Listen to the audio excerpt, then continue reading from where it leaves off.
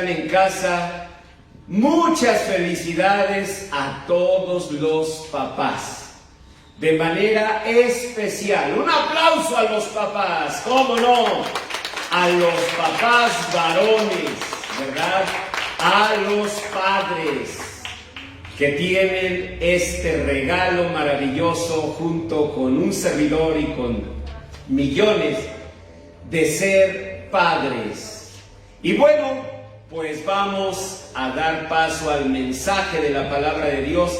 Y yo les voy a comentar que el tema de la relación padres e hijos ha sido una constante en mi reflexión, en mi lectura. Yo les voy a hablar hoy incluso de un libro de Freud, poco leído, porque ese libro sí lo leen solamente quienes ya se especializan. Por cultura general, pues tú tienes que leer Introducción al Psicoanálisis, tienes que leer La interpretación de los sueños, tienes que leer Tótem y Tabú, ¿verdad? Que son las obras de Freud de más afuera, ¿no? Y que las personas, pues por cultura, las leen.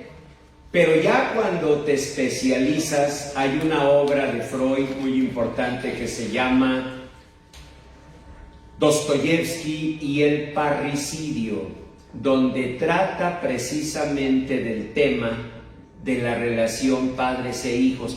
¿Por qué es tan difícil la relación de los hijos con el papá?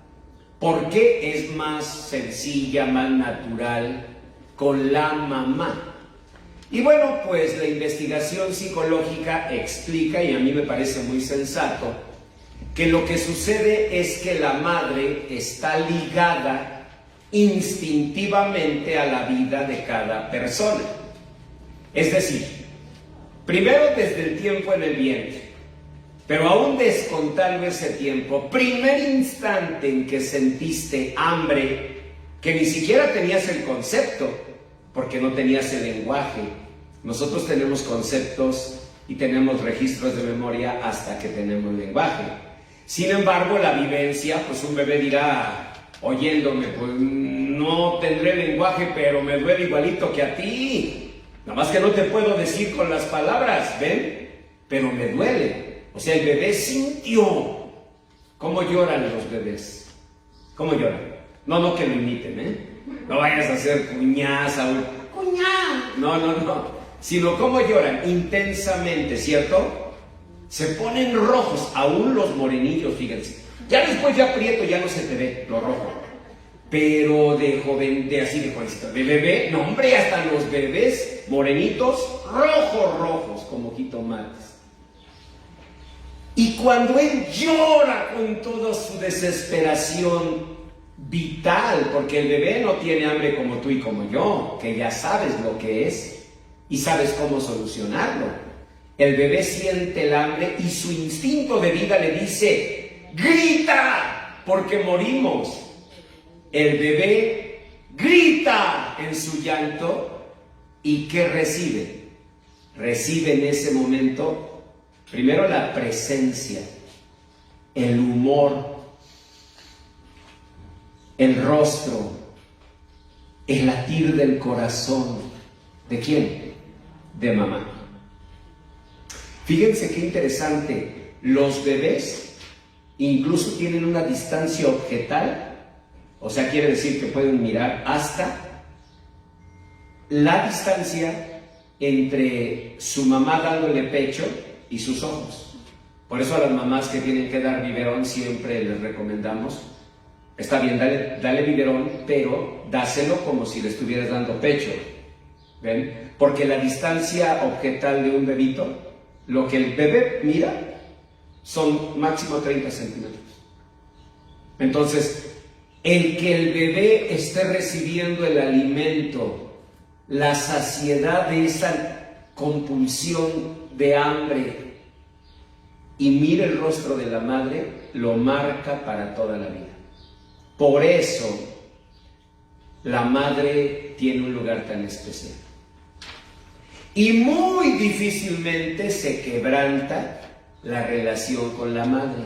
En cambio, con el papá, dichosos todos los que tuvieron o tienen el regalo de un papá, de esos papás que dicen, no hombre, pastor, si viera mi papá cumplió o cumple perfectamente un rol de guiador, porque así dice la Biblia. Vean la lectura, la primerita de sus hojas de mensaje. Dice en Jeremías 3:4 que un padre es un guiador. Dice, a lo menos desde ahora, ¿no me llamarás a mí, Padre mío, guiador de mi juventud? Un padre es un guiador. Ustedes dirán, también la mamá. Pero con una diferencia. Porque la mamá tiene la primera ventaja, el instinto ligado a su imagen. Esa es la primera ventaja de una mamá. La segunda es presencial. En la forma tradicional de la familia, ¿quién está más tiempo con los hijos? La mamá. En la forma tradicional de la familia, yo sé que está cambiando todo, perfecto, pero en la forma tradicional de la familia, la mamá tiene más tiempo. Y además tiene esa liga vital, esa liga instintiva. La mamá pues está ligada instintivamente a la supervivencia. De allí que el recordatorio de la gente que se enoja en el periférico porque alguien les rebasa, el recordatorio familiar diga a la mamá. Tal vez ahora por equidad de género se empezará a promover un recordatorio al papá. Pero bueno, sería artificial, porque lo que te sale del alma y lo que sabes que duele a otro es la mamá. Y esto no por una situación personal, porque si no tendrías que preguntarle antes, ¿quién te duele, papá o mamá? Para ver cuál te ofende. No, esto es algo inmediato. La mamá está pegada al instinto de la vida, la mamá es vital. Y el papá, pues el papá también, pero tiene una tarea muy compleja. Y eso no es fácil realizar. ¿Cuál es la tarea de un papá? Bueno, ya vimos que en el libro de Jeremías dice la palabra que la tarea es ser un guiador, pero el guiador tiene un problema. Vean Primera de Tesalonicenses 2, 11 y 12. Y yo quiero con esto que hagamos un reconocimiento justo a todos los papás. Justo. Entendiendo, no era fácil para ti. ¿Por qué? Léanlo. Primera de Tesalonicenses 2, versículos 11 y 12. Así como también sabéis de qué modo, como el padre a sus hijos, y ahí vienen las tres tareas de un papá. 1, exhortábamos. 2, consolábamos a cada uno de vosotros. Y 3, os encargábamos que anduvieses como es digno de Dios. ¿Cuáles son las tres tareas de un papá? Autoridad, empatía y ejemplo. Bueno, comencemos con la autoridad. Si nada más fuera autoridad, exhortábamos, sería bien sencillo. Nosotros traducimos exhortación casi como sinónimo de regaño, aunque bíblicamente no es así, porque la palabra griega de donde está exhortación es paráclasis, que significa llamar a alguien al lado. Sí es un regaño, pero más que regaño es como una inspiración. Es como decirte, Saúl, quiero verte junto a mí, chambeando, poniendo lonas. En una forma es un regaño. Saúl no viene a ayudar, su yerno Fer mucho menos. Pero ¿qué pasaría si no solo lo regaño, sino lo exhorto? Bíblicamente, ¿saben qué me diría Dios? Tú lo vas a exhortar cuando no solamente le llames la atención, lo cual lo debes hacer, pero junto con llamar la atención, lo inspires.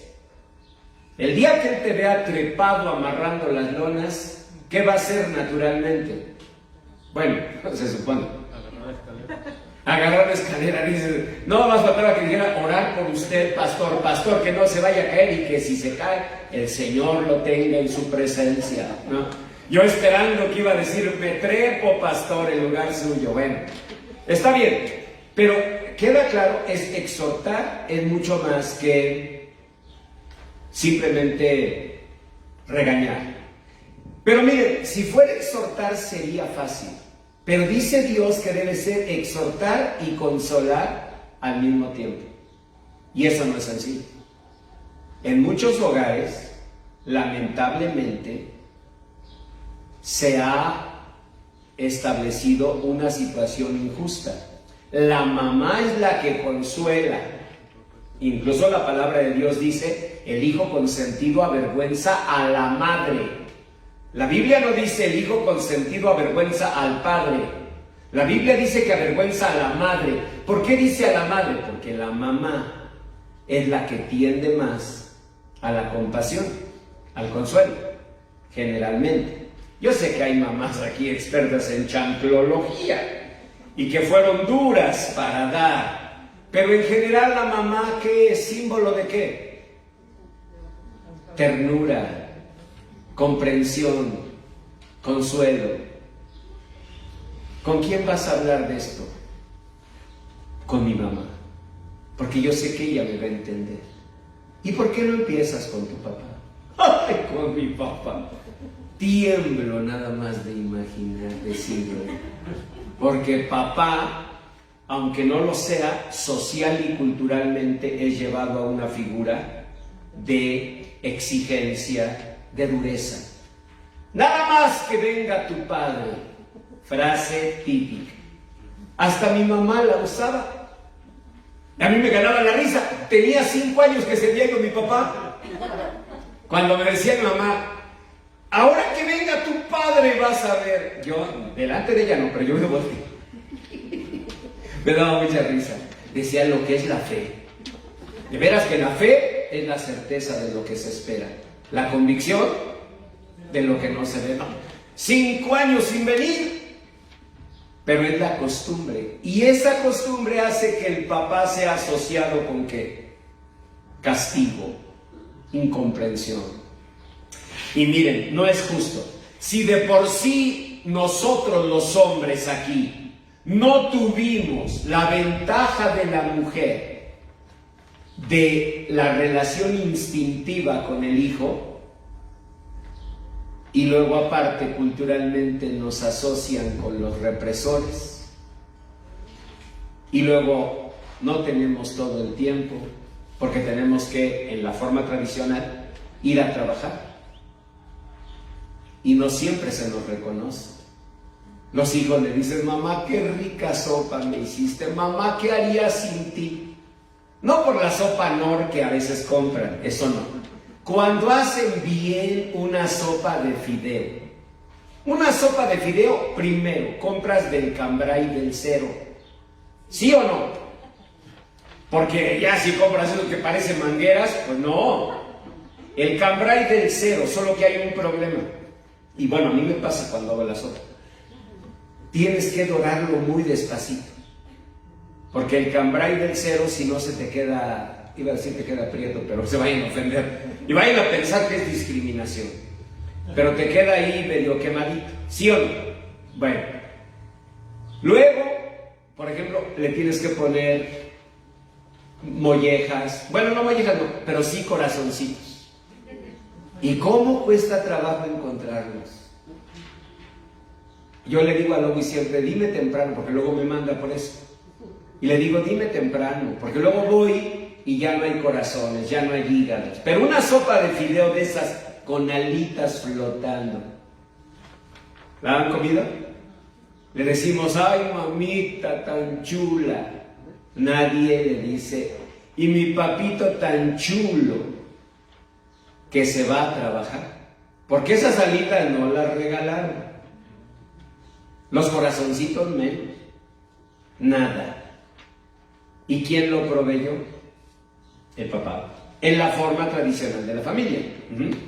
Lo aclaro mucho porque sé que soy ya dinosaurio, y sé que yo tengo una visión ya que a lo mejor no opera en algunas familias jóvenes. Pero en la forma tradicional de la familia, el papá se va a trabajar, ¿cierto? Y entonces a veces hasta hay esa situación injusta de los hijos. Ahora sí, es que mi papá nunca está. Parece que lo que más le importa es su trabajo. Esa es una de las peores injusticias que me han tocado. Y saben, no es voluntaria. Lo que pasa es que en la edad de los hijos, sobre todo adolescentes y jóvenes, son tan racionales que cierran la puerta a las emociones. Y entonces escuchen.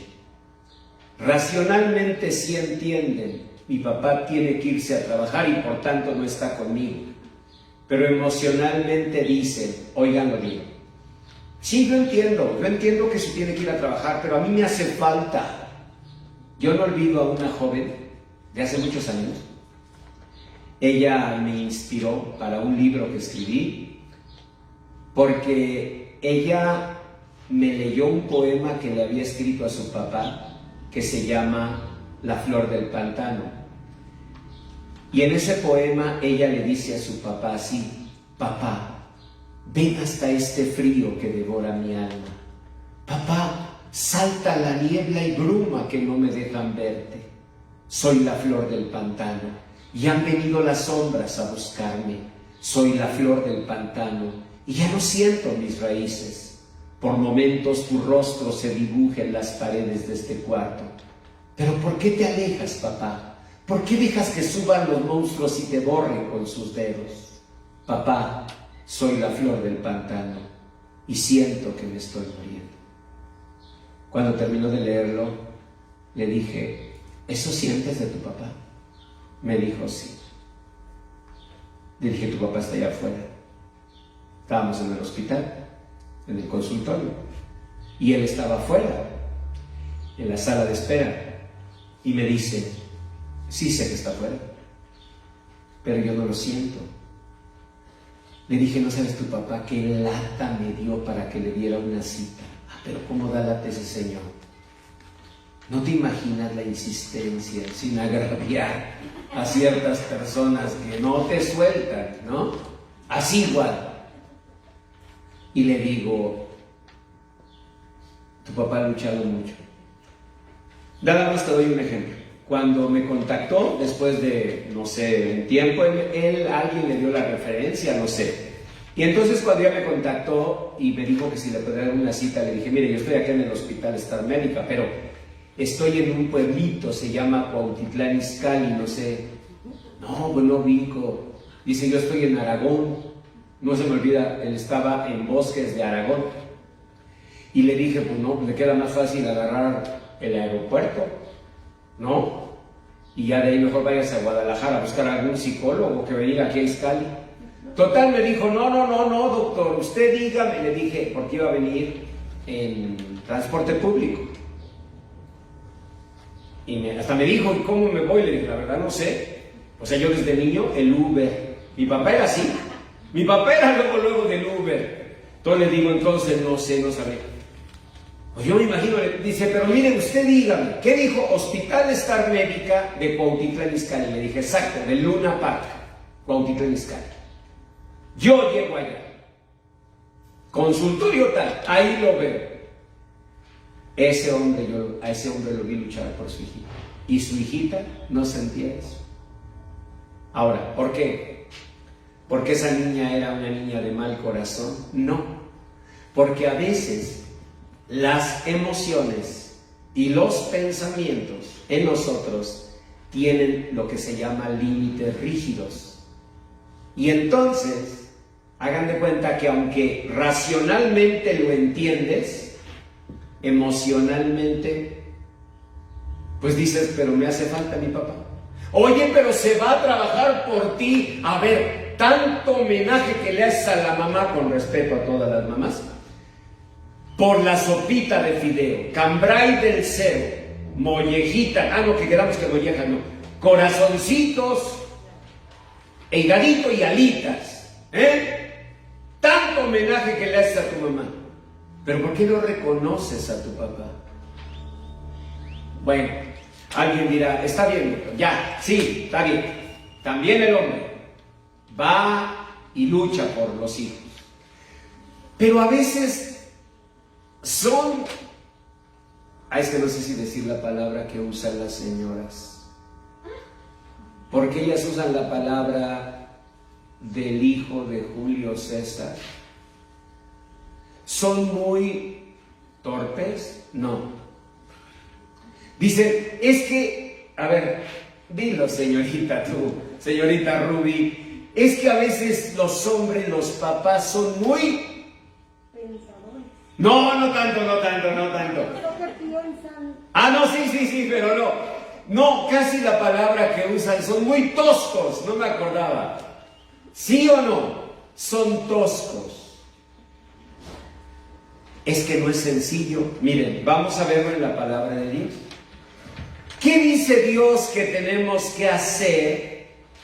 ¿Qué tenemos que hacer los papás? Tenemos que exhortar. Sí, pastor, aquí estoy. Si se trata de exhortar, exhorto. Pero tienes al mismo tiempo que consolar. ¿Y cómo le hago? O sea, Señor, con mucho respeto, o quieres que consuele, o quieres que exhorte, pero no me pidas las dos cosas. Pues a un papá varón sí le pide Dios las dos cosas. ¿Y saben por qué? Porque no tiene la relación instintiva con los hijos igual que lo tiene la madre. Freud trabajó mucho el tema en su obra Dostoyevsky y el parricidio. Como ustedes saben, Dostoyevsky, ¿sí lo ubicamos? Fedor Dostoyevsky, en todas sus obras, especialmente, como ya se imaginan, en Los Hermanos Karamazov, él evidencia el odio que tenía su papá. Beethoven, el músico, no el mercado donde yo crecí, no, ni Beethoven menos, el perrito famoso, no, Beethoven el músico, él tuvo una muy mala relación con su papá. En la novena sinfonía, en la parte coral, que nada tiene que ver con la letra en español, nada, no sé qué habría pasado si Schiller, el poeta que escribió eso, hubiera leído nuestra versión en español. Escucha, hermano, la canción de la alegría. No, nada que ver. En esa canción de Schiller, Beethoven dice estas palabras: allá, detrás de las estrellas, debe haber seguramente un padre amoroso, como aquí en esta tierra no se puede encontrar. Beethoven representa al hombre sin padre. ¿Y qué problema hay en eso? Pues si tú conoces su historia, entenderás por qué Beethoven toma a Napoleón como figura paterna y le dedica la tercera sinfonía. Pero cuando Napoleón se nombra emperador, entonces Beethoven, furioso, borra la dedicatoria de la tercera sinfonía y le llama ya no napoleónica, sino heroica. Ustedes me dirán, pastor, ¿y en la Biblia hay algo así? Sí, en la Biblia hay una historia semejante. Vean en Jueces 17, 9 al 11. No lo vean ahorita, nomás anótenlo ya con tiempo, porque de aquí a que encuentran el libro de Jueces, se nos va a acabar el tiempo del mensaje. Pero en Jueces 17, 9 al 11, no dejen de leerlo.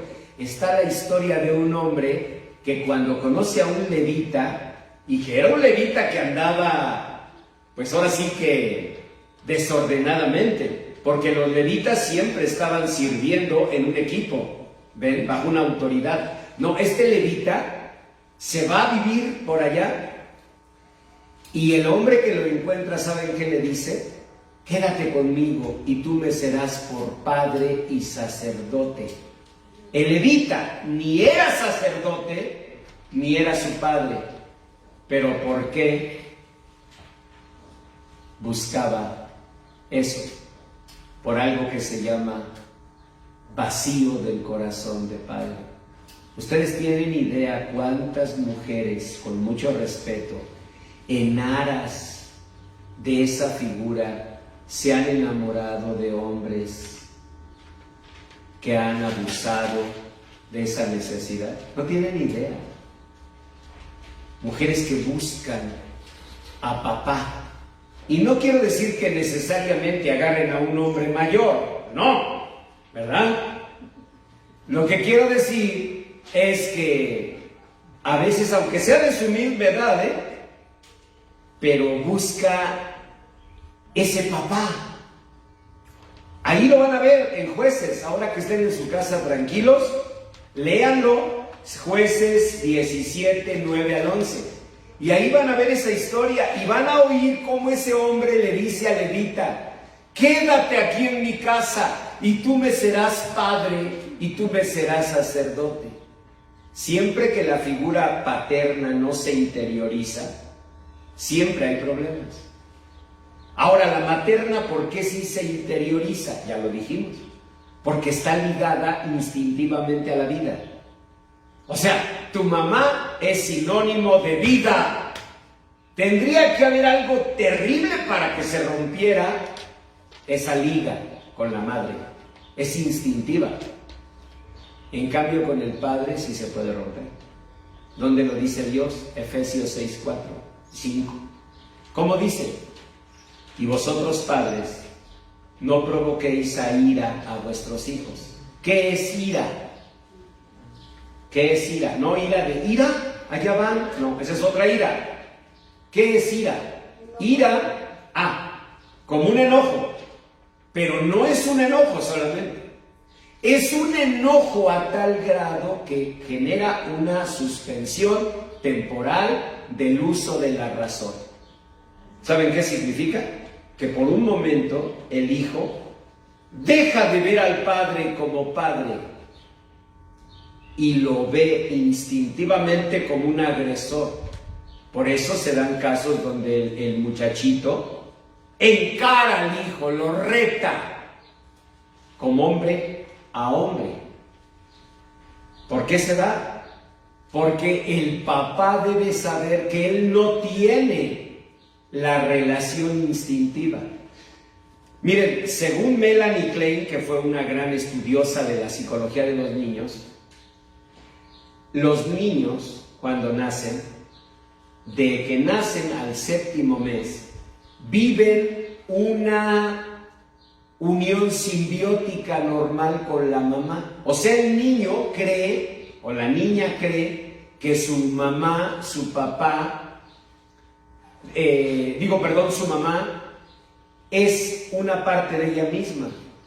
Es hasta el 7º mes cuando descubre que son dos seres distintos y vive la angustia del 7º mes.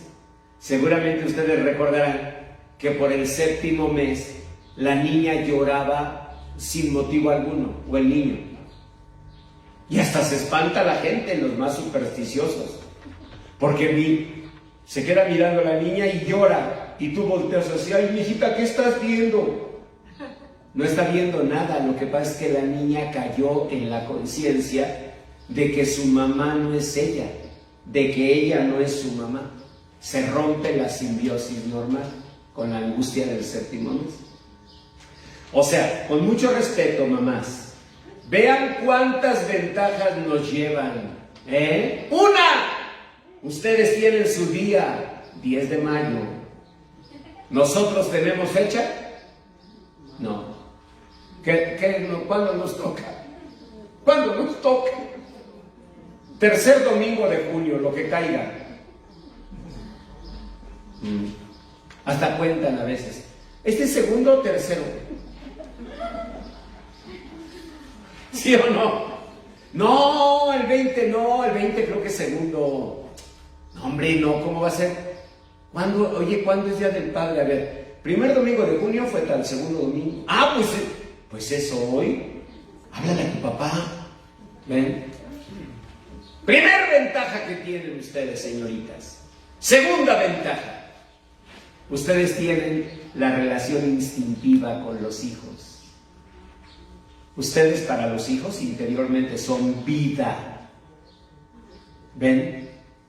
Su cara, su humor, sus ojos, el latir de su corazón está ligado vitalmente a los hijos. ¿Quién rompe eso? Muy difícil. Los hombres no tenemos eso. Ustedes tuvieron 7 meses de simbiosis normal con los hijos. Nosotros no. Y a veces hasta corrían al gallo. Porque el gallo quería ver a su polluelo. Y ahí estaba la gallinita con su polluelo.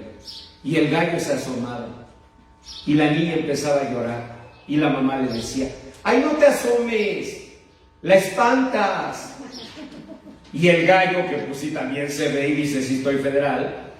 ¿Qué hacía el gallo? Se iba.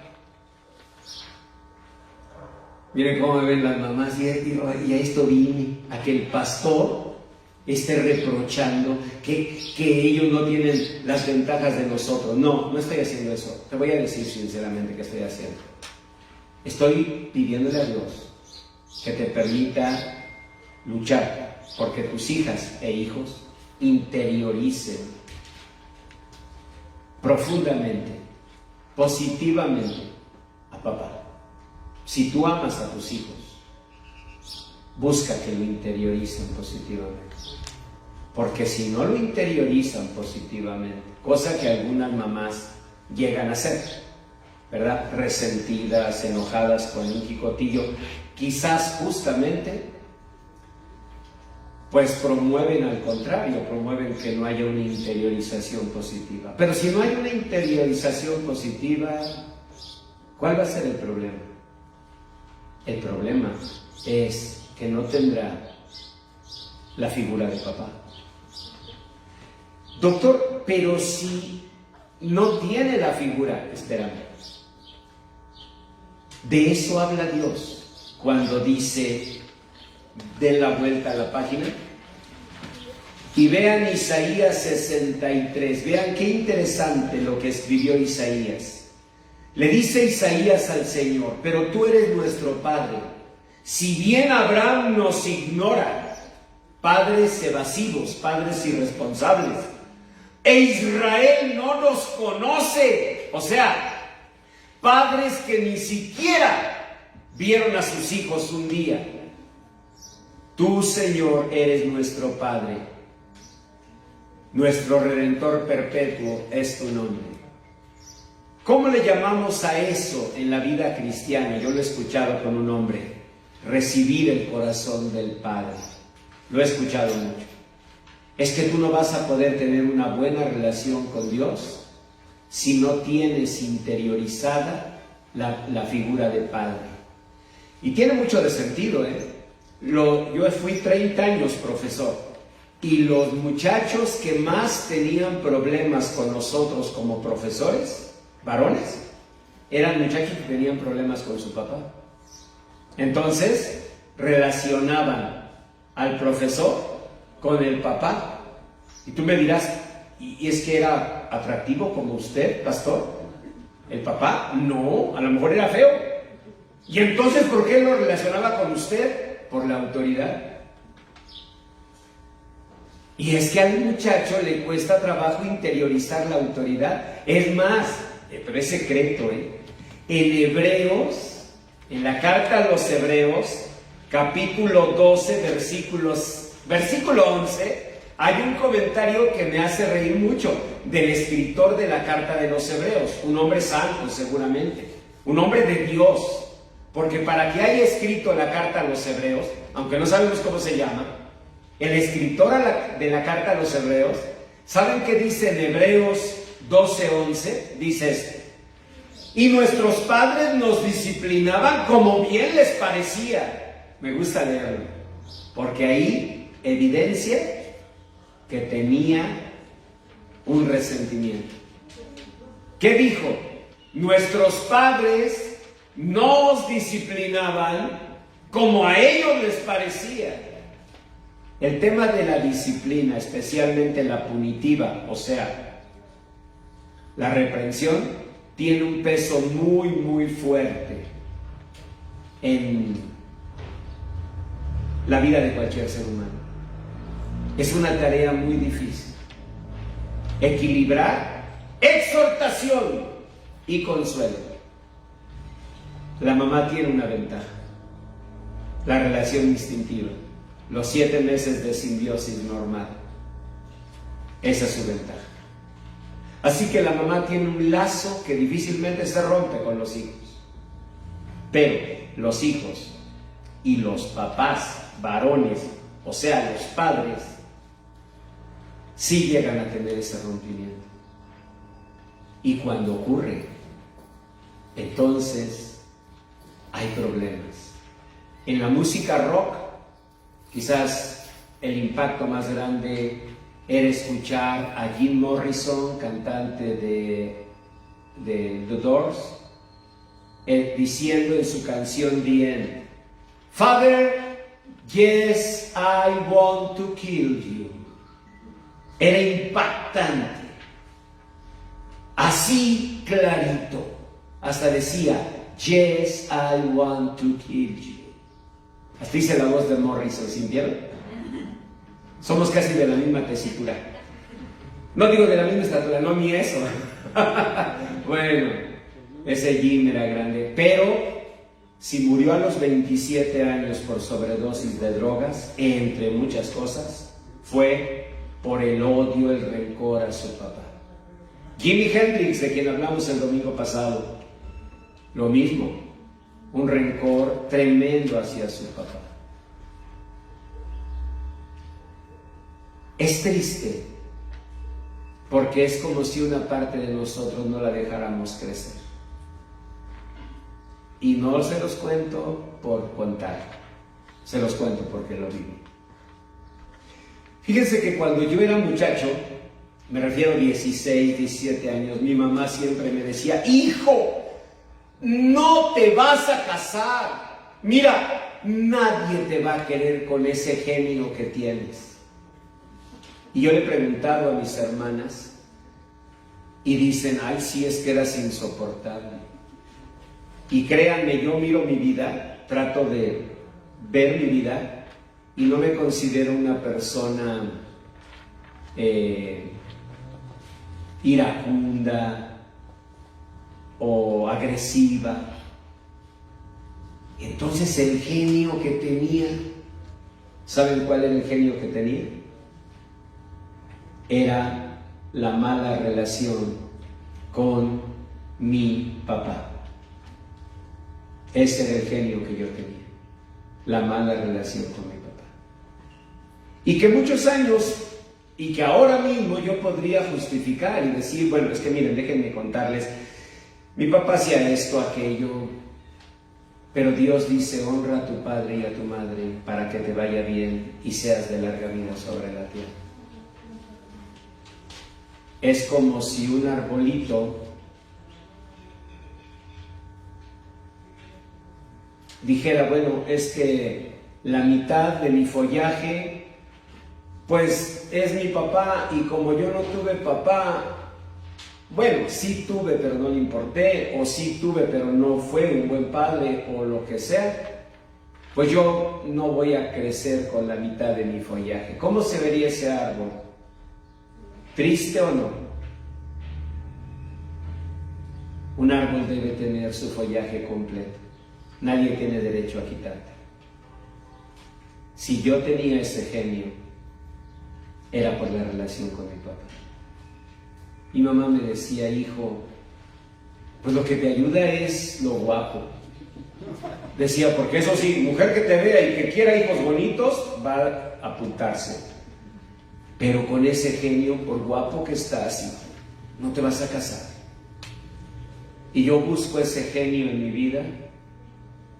La prueba está que cuando la relación se resolvió, cuando Dios reconcilió mi corazón con mi papá, el genio se fue. Eso era todo. Y por esa razón, el primer día el primer día que yo conocí a Cristo, eso fue lo primero que el Señor hizo. Tratar esa relación con él, con mi papá. Yo recibí de Lois pues sus cortejos y un día me dijo que si quería ser su novio. Obviamente yo dije, déjame pensarlo. En mis tiempos un chico que se quería saber respetado no decía, ay sí, no, aunque tuvieras ganas, ¿eh? No, o sea, los que no éramos fáciles decíamos, déjame pensarlo. Yo le dije, déjame pensar. Y en esos días, pues ya con malas intenciones, me invitó a una boda y pues fuimos.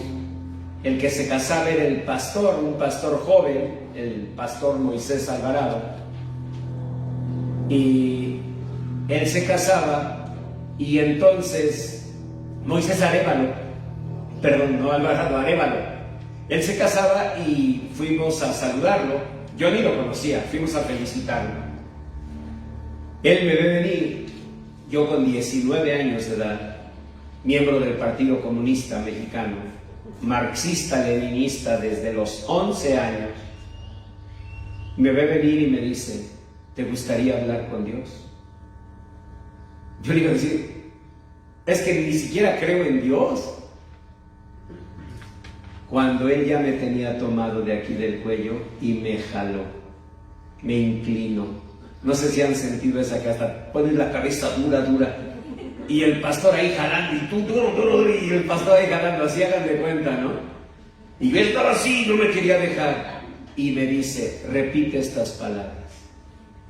Padre nuestro que estás en los cielos. ¿Saben? Nunca deja de sorprenderme eso. Un pastor no te invita a orar así. Comúnmente, los pastores me habrían dicho, repite estas palabras, Señor Jesús, yo me arrepiento de mis pecados y te pido perdón, te recibo como Señor y Salvador. Eso hacemos comúnmente los papás, los pastores, ¿no? Y no, él no. Él me dijo que repitiera el Padre Nuestro, que no es común, ¿eh? Y me dijo, pero era Dios, el Espíritu Santo, en serio. ¿Saben por qué? Porque la palabra Padre yo no la podía pronunciar. Bueno, no tenía conciencia. Hasta ese momento que él me dijo, repite, Padre Nuestro. Padre, se me atoraba. Como decir, América.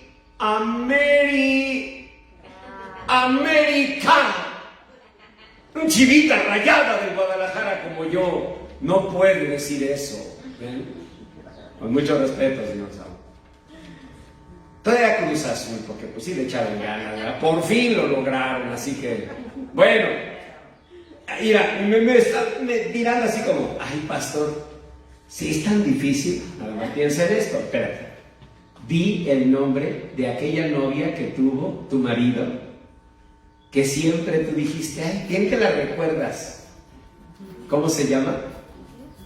¿Verdad que se atora? ¿Verdad que se atora? ¿Sí o no se atora? Se atora. A veces no puedes ni decirlo. Y lo peor, una vecina tuya se llama así. Y todo y dices, para acabarla. Y tengo que estarle diciendo el nombrecito ese. A veces ese nombre cuesta. Dicen, no me toques ese vals. Pues para mí la palabra que tenía atorada en el alma era Padre. ¿Y saben qué me enseñó Dios? Que era la primera palabra que Él quería que yo pudiera pronunciar. Porque Dios, antes que todo, es nuestro Padre. Y yo quiero invitarte a que en este momento, honremos a nuestros padres. Al pasar los años, me doy cuenta que mi papá, con todo y lo que vivimos, él fue alguien que me dio un regalo muy hermoso. Nada más una vez en mi vida, me dijo, te quiero mucho. Y es un regalo que traigo en mi corazón, siempre. Tengo nada más uno, pero es como la canica de un niño, su tirito. Hay niños que traían muchas canicas en la bolsa. Yo me acuerdo, los riquillos, hasta bombonas traían. Las bombonas eran unas canicotas. Traían trébol, traer trébol, cuidado, ponche. Eran unas como de color sólido. Y yo traía mi agüita nada más. La agüita era la más barata, pero traías tu agüita. Así yo tengo nada más un tirito. Pero ese es el más bonito. Me hizo escribirle un libro que se llama Padres con Éxito, dedicado a él. Por 3 palabras que me regaló. Ese es el poder de un padre. ¿Me costó trabajo digerirlo? Sí, no sabes cómo. Dios tuvo que venir en mi auxilio y hacerme decir, Padre. Por eso te invito a orar, te invito para que en este momento le digas, Señor, quiero honrar a mi papá. Gracias porque pudo él hacer un balance entre autoridad y consuelo. Y me inspiró. O dile, si no es tu caso ese, Señor, yo no tuve esa bendición, pero en mi corazón se formó el anhelo de ser un padre bueno. Dile, Señor, llévame a hacerlo. O dile, Señor, yo tengo ese dolor que tuvo el pastor. Rompe, Señor, esto que me impide ser feliz, que me impide disfrutar de tus bendiciones. Señor bendito, aunque Abraham nos ignore, aunque Israel no nos conozca, tú eres mi Padre Celestial. Dile así. Y yo te recibo, Señor, como Padre, y recibo el corazón de Padre, y honro a mi Padre. Y te pido que en mi corazón tu presencia forme el corazón de Padre, en el nombre de Jesús. Y quiero explicarles por qué está esta fotografía. Miren, el niño que ven allí se llamó Michael Faraday, y gracias a él tuvimos el electromagnetismo, y gracias al electromagnetismo la electricidad como la conocemos. Bueno, un genio, ¿no? Pero ¿qué creen? Cuando era un niño, aunque era un genio, tenía un problema. Y es que no podía pronunciar la R. Y en nuestra lengua, en la lengua inglesa, la R es como para ustedes en México la Z. No por la estación de radio, sino porque yo he visto que todo dicen Iztaccíhuatl, Iztapalapa, ¿no? Iztacalco. Incluso cuando aprendí a hablar español, para estar aquí con ustedes, trabajaba mucho las pero en la lengua nativa, o sea, inglesa, no, en serio, sí soy mexicano, ¿no? Porque las personas de Facebook han de estar así. ¿A poco, gringuillo? No, mexicano. Pero ya en serio, los ingleses usan mucho la R. Y Michael Faraday no podía pronunciar la R. ¿Y saben qué hacían en su escuela? Lo maltrataban, lo golpeaban, para que dijera la R. Su mamá lo sacó de la escuela, lo protegió. Felicidades a todas las mamás que dan consuelo. Pero si Michael Faraday fue Michael Faraday, no fue por su mamá y su consuelo. ¿Saben por quién fue? Por su papá, James Faraday. Lo inspiró. ¿Les digo por qué? Porque era un herrero. Y en ese tiempo los herreros eran personas sin oportunidad de escuela. Pero su papá, siendo herrero, aprendió a leer y le enseñó a leer. y era un hombre enfermo que no podía mantener a su familia y sin embargo luchaba. Demos gracias a Dios siempre por las mamás, por su corazón amoroso y lleno de Dios. Pero demos gracias también, óiganlo bien, hijos presentes, por papá, porque con todo y su cara de malos amigos, su dificultad para decir te amo, su problema para expresar, con su rostro duro, su gesto, se esfuerza y trabaja por ti.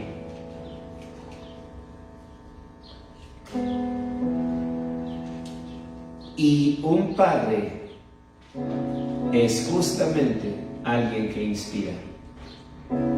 Si tú me dices, creo que a mí no me ha inspirado, entonces debes resolverlo.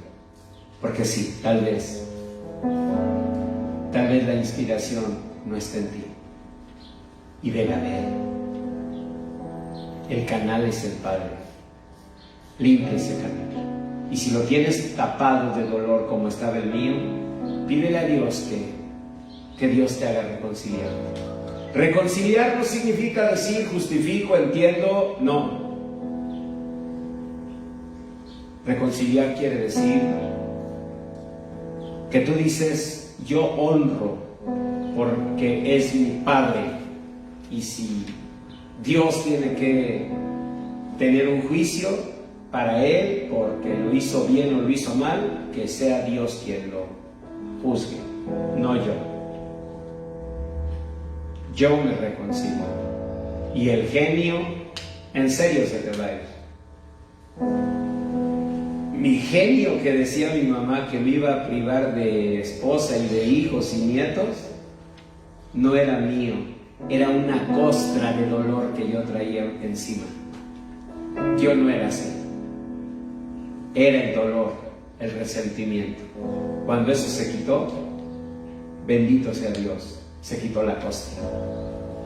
Quítatela, reconcíliate con papá, hónralo. Y eso sí, caballeros, comprometámonos a ser buenos padres, a hacer lo que hubiéramos querido que nuestro Padre fuera. Gracias a Dios. Pues vamos.